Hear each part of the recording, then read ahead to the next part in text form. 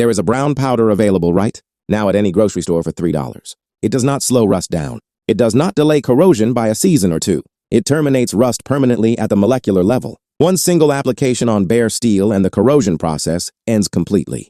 The United States military deployed this exact compound on combat equipment across 3 continents during the Second World War. Medieval blacksmiths across England soaked every iron tool in it before winter arrived each year. Indigenous metalworkers across 4 separate continents independently discovered and used this same substance for over 2,000 years before any modern chemistry lab existed. This powder bonds directly to iron oxide and transforms active rust into a stable waterproof surface that accepts paint in under 60 minutes. No angle grinder, no sandblasting equipment, no professional spray system, no expensive shop visit.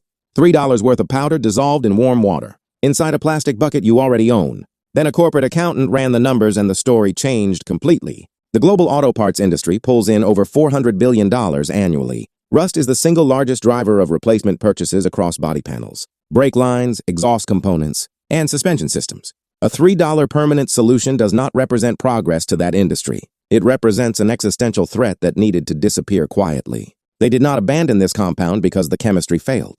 They stopped discussing it publicly because the chemistry worked far too reliably. This is the buried story of tannic acid, the rust eliminator that empires trusted for 2 millennia and corporations systematically removed from public conversation. Welcome to Buried Camping. This is where we dig up every technique that billion-dollar industries spent decades shoveling dirt over. If this knowledge matters to you, hit subscribe now and turn notifications on so the next vault reaches you the moment it opens. Let me take you back 14 centuries before the first industrial factory opened anywhere on Earth. Leather workers in ancient Rome were running large-scale tanning operations, using stone vats filled with water and crushed oak bark.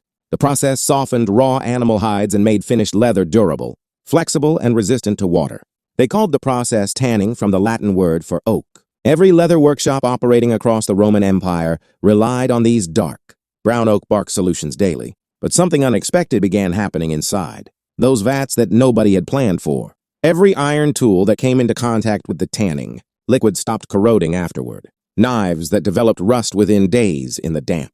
Roman climate stayed sharp and clean for months, following a single accidental soak in the tanning solution. Iron buckles that fell into the vats by accident came back out coated in a thin, dark, protective film that repelled both water and salt air with no additional treatment.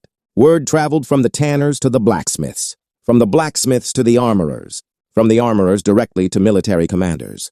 By the 2nd century, Roman legionnaires were treating iron weapons with concentrated oak bark extracts before every major campaign into Gaul and Germania. Military blacksmiths, stationed at frontier outposts, soaked chainmail in tanning baths after every river crossing and rainstorm. Maintenance records preserved at Vindolanda, a Roman garrison fort near Hadrian's Wall, reference iron preservation baths using bark solutions directly. That is a 2,000-year-old military maintenance record describing the identical chemistry you are about to learn today. Rome was far from alone in this discovery. By the 7th century Persian, metalworkers in Isfahan were crushing pomegranate rind, a material containing over 28% tannic acid, and using it to protect sword blades against brutal desert humidity. Japanese swordsmiths independently developed their own version using fermented persimmon, juice rich in condensed tannins to coat the soft iron core of katana blades before final tempering. In West Africa, Yoruba ironworkers extracted tannins from shea bark and acacia pods and applied them to hoe blades and machetes that survived 6 consecutive months of tropical monsoon conditions. In South America, Mapuche metalworkers used quebracho tree extract, among the most tannin-dense wood sources on Earth, to preserve iron tools acquired through trade with Spanish colonists. Every civilization across history that worked with iron and had access to forests arrived at the same conclusion through independent observation. That pattern is not folklore passed between cultures. That is convergent chemistry discovered through practical observation across thousands of years on multiple continents simultaneously. Move forward to 1813 inside a cramped Paris laboratory. A French chemist named Henri Braconnot isolated tannic acid as a pure chemical compound. For the first time in documented history, he recorded its precise reaction with iron oxide and published his findings in the Annales de Chimie, one of the most respected scientific publications in Europe at that time. For the first time, laboratory science could formally explain what blacksmiths and leather tanners had understood through direct observation since antiquity. Tannic acid reacts with iron 3 oxide the orange flaking material we recognize as rust, and converts it chemically into iron-3 tannate. Iron tannate is a dark blue-black compound that is completely insoluble in water. It does not flake away from the surface. It does not continue spreading across the metal. It does not compromise the structural strength of the underlying steel. It bonds permanently to the metal surface at the molecular level. Braconneau described the process as a chemical conversion rather than a surface coating application, and that single distinction carries enormous practical importance. A coating sits on top of existing rust and eventually peels away from the surface, exposing the original problem again unchanged underneath. A conversion transforms the rust material itself into the new protective barrier. The disease becomes the cure. You apply the solution, the rust converts into a stable compound, and the surface seals itself permanently from the inside out. By 1850, the British Royal Navy had begun formal testing of tannic acid solutions on iron warship hulls at Portsmouth Harbor.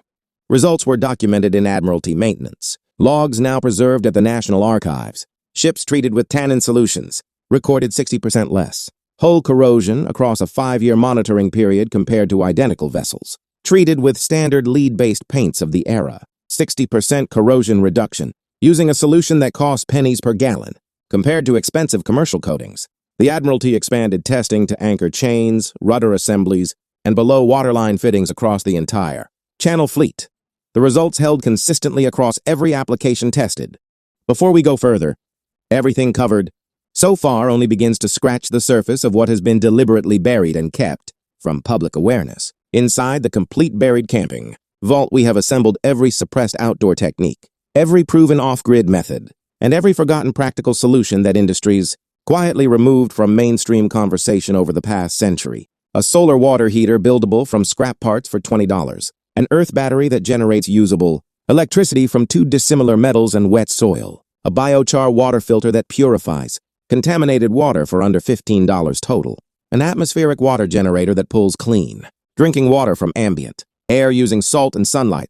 An earth tube cooling system that drops any enclosed shelter temperature by 40 degrees without consuming a single watt of electricity. A Trom wall passive heating method that reduces heating costs by 70% using black paint and glass. A complete rainwater harvesting system that captures hundreds of gallons at zero ongoing cost. A Mylar bag food preservation method that keeps emergency supplies viable for 25 years. And the complete tannic acid rust elimination guide covering every metal surface. You own for $3. 9 complete practical guides in one vault with zero filler and every page, built for immediate real-world application. The link sits in the description right now. But stay here because what the military documented about this compound is about to make the coatings industry deeply uncomfortable.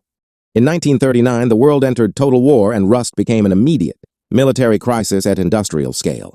Sherman tanks shipped across the Atlantic arrived in North Africa with corroded track links and seized turret rings from ocean exposure.